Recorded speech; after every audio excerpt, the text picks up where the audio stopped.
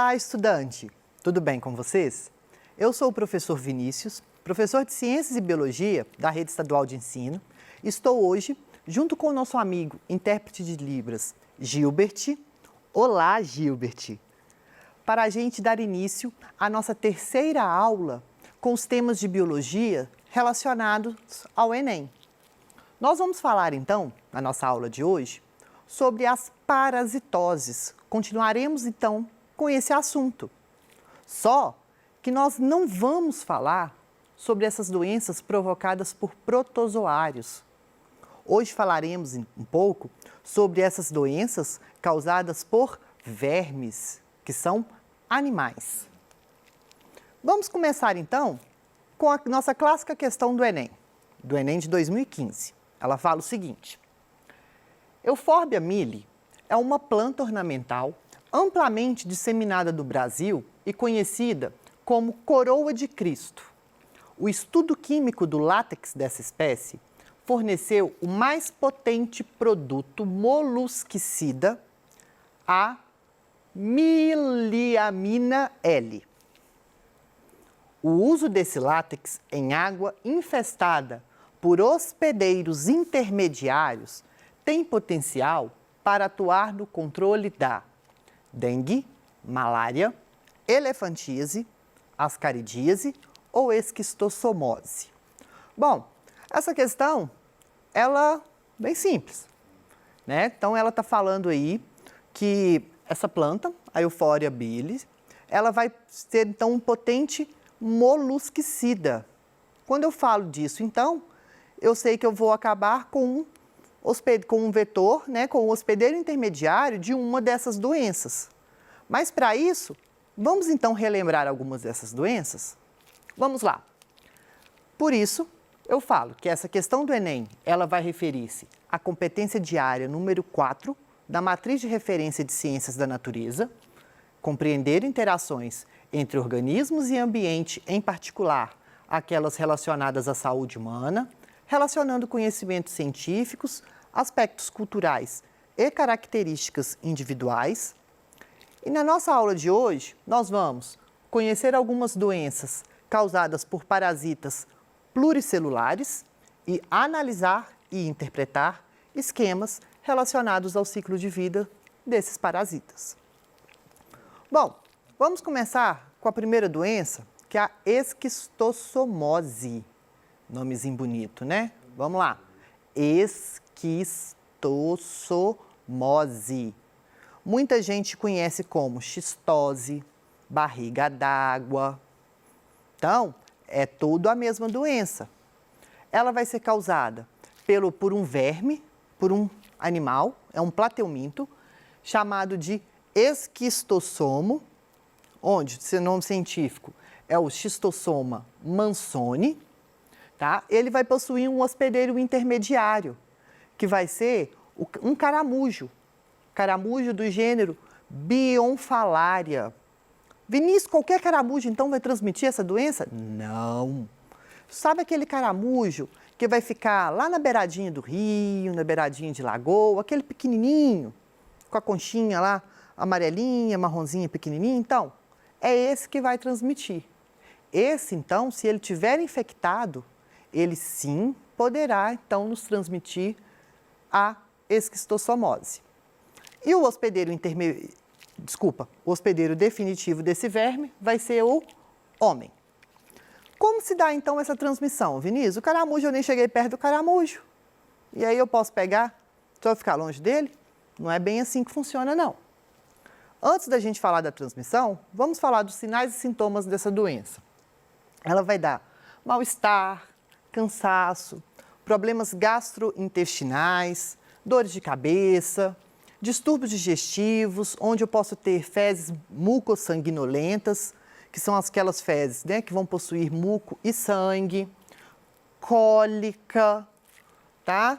E uma fase mais avançada, ela pode dar o que a gente chama de hepatoesplenomegalia, que é aquele aumento do baço e do fígado.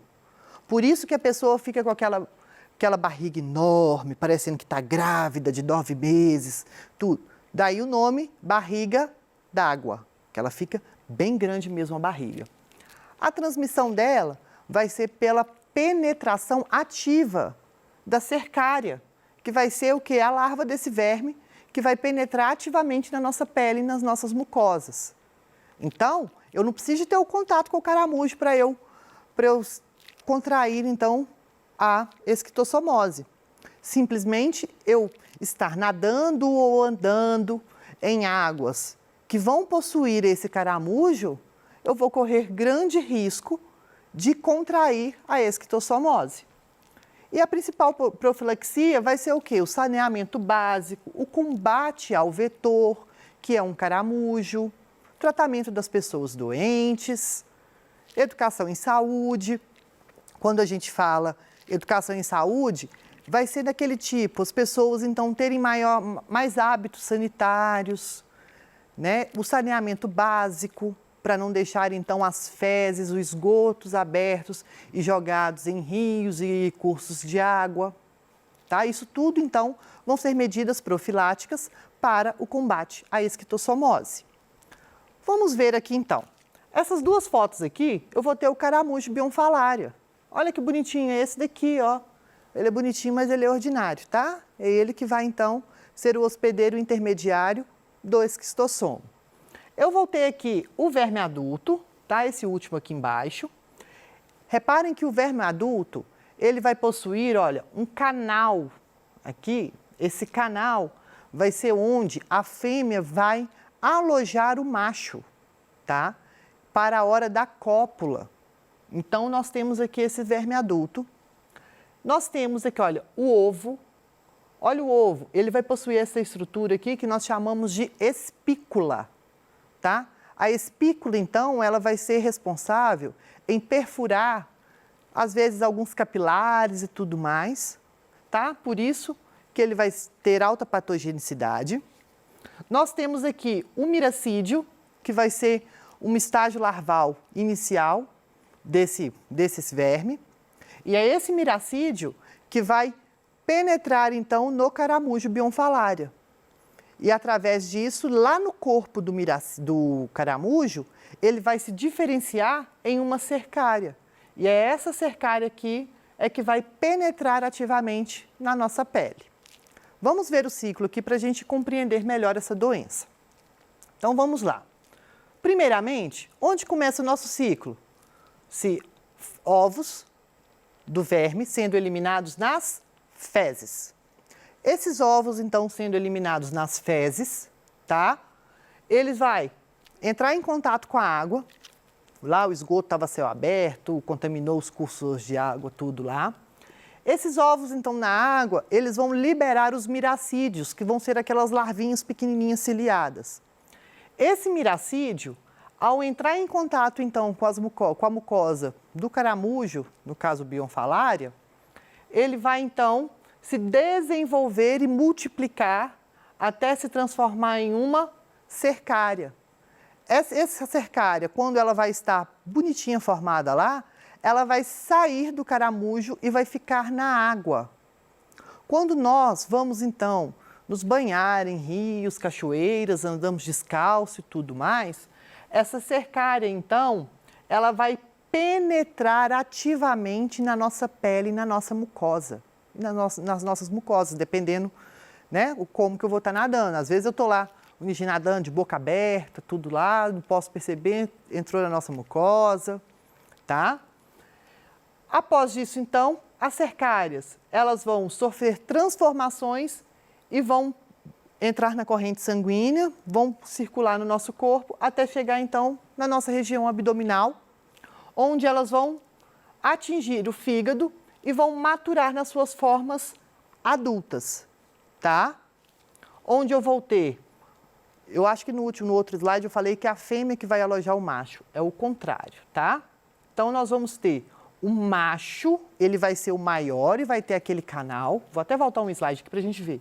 O macho vai ser esse maior aqui e vai possuir esse canal, que nós chamamos de canal ginecóforo, que vai alojar a fêmea para na hora da cópula. Feito isso, ocorreu a reprodução, vários ovos vão estar lá no nosso corpo vão ser eliminados nas fezes e sim iniciando um novo ciclo. Bom, próxima doença que a gente vai falar é a teníase, causada pela tênia, ou popularmente conhecido como solitária. É aquela da carne do porco e do boi. O agente etiológico vai ser, espécies de tênia, onde nós vamos ter uma espécie que vai parasitar o boi e uma que vai parasitar o porco. O seu hospedeiro intermediário vai ser o porco, no caso da tênia solium, e o boi, no caso da tênia saginata. Tá? E o hospedeiro definitivo vai ser o homem. Sinais e sintomas, então, da teníase. A gente costuma falar, por chamar ela de solitária, né? Ela vai ser um verme grande, dependendo aí, pode ocupar alguns metros aí no nosso corpo. Então só quer dizer que no nosso corpo, se eu tiver com teníase, com solitária, eu vou estar só com uma tênia. Não, tá? Eu posso estar com mais de uma, mas a gente tem mania de chamar ela de solitária. A transmissão, então, vai se dar pela ingestão de carne bovina ou suína, tá? Crua, mal cozida ou mal passada, tá? Contaminada com cisticercos. Guardem bem isso. Teníase vai ser a ingestão de cisticercos. E a profilaxia? Mesma coisa. Melhoria na criação dos animais, de abate, então melhor condições de tratamento, nessas condições de adequação, quando eu falo em tratamento e manuseio desses animais. Não ingerir carne mal cozida, crua ou mal passada, se ela estiver contaminada. Saneamento básico, educação em saúde, tratamento dos doentes. Quando eu falo em tratamento dos doentes, é porque se eu tenho, então, o menor número de pessoas doentes que são tratadas, o ciclo, então, vou interromper esse ciclo e ter uma diminuição dos casos. Bom, outra doença causada também pela tênia vai ser a cisticercose. E ela vai ser a mesma coisa, causada pela tênia. No caso, vai ser a tênia solium, que é aquela do porco. Tá? Nós não temos casos ainda, tá, de cisticercose causados por tênia saginata, aquela do boi. Nesse caso, o hospedeiro intermediário não vai ser o porco, e sim vai ser o homem. Tá? Os seus sinais e os sintomas.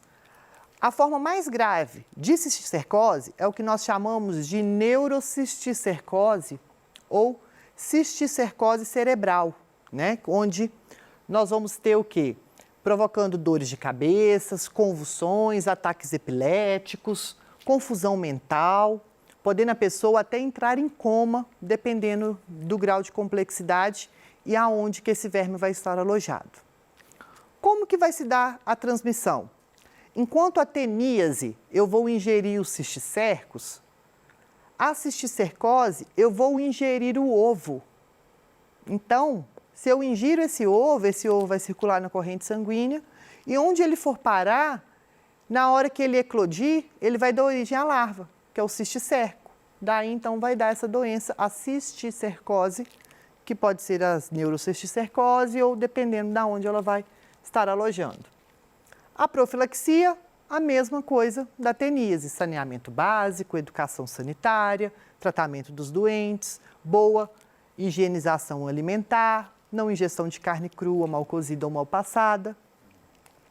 Bom, vamos ver aqui, olha, eu tenho aqui o ovo da tênia, tenho aqui o cisticerco, tá? Que vai ser a larva, e aqui as duas tênias, a saginata, que vai parasitar o boi, e a tênia solium, que vai parasitar o porco. Reparem que elas vão ter essas diferenças aqui anatômicas. Enquanto a tênia saginata, ela vai possuir nessas ventosas, em sua cabeça ou escólex, a gente vai ver isso mais para frente. A tênia solium, ela vai possuir alguns ganchos, então elas vão se fixar melhor na parede do nosso intestino. Tranquilo? Então, aqui como que vai se dar, então, o ciclo de vida aqui desse verme? Quando eu tenho aqui, olha, vamos lá. Ovos saem pelas fezes, eliminados pelas fezes. O porco, então, ele vai ingerir, ou o boi, vai ingerir o ovo da tênia, ingeriu essa larva. Então, esse ovo vai eclodir e vai formar o cisticerco. Transformando em cisticerco, ele vai ficar alojado lá na musculatura. Alojado na musculatura, a pessoa, quando ingere a carne crua, mal cozida ou mal passada, esse cisticerco, então, ele vai aqui, ó, iniciar a sua transformação lá dentro da nossa região abdominal, do nosso intestino, e vai se transformar no verme adulto, onde esse verme adulto vai fixar com as suas ventosas na mucosa intestinal e vai, então, crescer, desenvolver nas suas proglótides, que são aquelas fitas. Essas proglótides, então, elas vão engravidar, que a gente fala, elas ficam grávidas, tá? Quando ocorre, então, essas proglótides grávidas, elas vão ser eliminadas nas fezes e vão eclodir em vários ovos, tá? Quando eu alimento, né, eu vou, então, lá ingerir esse ovo dessa tênia, o que que acontece? Nós não temos, então, essa fase de hospedeiro intermediário e esse ovo, nós vamos ingeri-lo e nós vamos contrair, então, a cisticercose. Bom, próxima doença, ascaridíase. Todo mundo aqui já tomou um remédio contra a lombriga, né? Então, é um verme muito comum na nossa região, né? O agente etiológico vai ser a lombriga, né? O Ascaris lumbricoides. Os sinais e os sintomas vão ser, nessas larvas, elas podem causar lesões tanto hepáticas quanto pulmonares. No fígado, nós temos então pequenos focos hemorrágicos e necrose, que depois eles tornam, né, fibrosados. Anemia, diarreia, perda de peso, dor abdominal. Em alguns casos mais graves, quando a pessoa ela não toma as atitudes necessárias e esse verme, ele se reproduz e a pessoa fica com tanta lombriga, tanto ascaris, eles podem então, né, por falta de espaço, podem estar subindo na nossa região abdominal aqui, ocupando o estômago e um refluxo, nós podemos então na hora de fazer o vômito, nós podemos eliminar lombrigas pela boca, às vezes pelo nariz, porque elas vão necessitar então do oxigênio e vão tentar sair para fora e a pessoa pode morrer asfixiada, tá? É uma cena não muito bonita de se ver. A transmissão, ela pode ocorrer através da ingestão de alimentos ou água contaminados com os ovos contendo a larva infectante, tá? E a principal profilaxia, saneamento básico, educação sanitária, boa higienização e bons hábitos alimentares, tratamento dos doentes. Então, tem aqui o ovo, tá? Aqui nós temos o ovo. Aqui embaixo, o ovo contendo a larva infectante. Nós temos aqui, então, o ascaris, ó, tanto a fêmea quanto o macho, tá? Reparem que a fêmea, ela vai ser um pouco maior e vai ter na sua região posterior, ela vai ser um pouquinho mais anelada, tá? Enroladinha. Como que se dá, então, a transmissão, o ciclo de vida deles? Sempre vamos começar o ciclo de vidas pelas fezes. Então, ó, eliminação dos ovos, né, de lombriga nas fezes. Esses ovos, então, eles vão nós vamos ingerir esse ovo, tá? Juntamente com água ou alimentos contaminados. Feito isso, essa larva, olha, ela é uma larva migrans, ela vai se migrar quando essa larva eclode, até chegar, então, na nossa região abdominal. E essa larva, então, ao se migrar, vai causando aqueles sintomas que a gente tem, esses danos. Lá no intestino delgado, eles vão, então, virar verme adulto e vão reproduzir. Ovos saem nas fezes. Bom, vamos para a nossa questão, então. Nós vimos teníase, cisticercose, esquistostomose, ascaridíase. A pergunta fala que a Euphorbia milli, ela vai ser o quê? Um produto molusquicida. Quando eu falo de molusco, qual dessas doenças aqui tem o seu hospedeiro molusco? Esquistostomose. Alternativa correta, letra E. Bom, chegamos ao fim da nossa aula. Espero que vocês tenham ampliado seus conhecimentos. Qualquer dúvida, mande para a gente. Espero vocês. Até mais!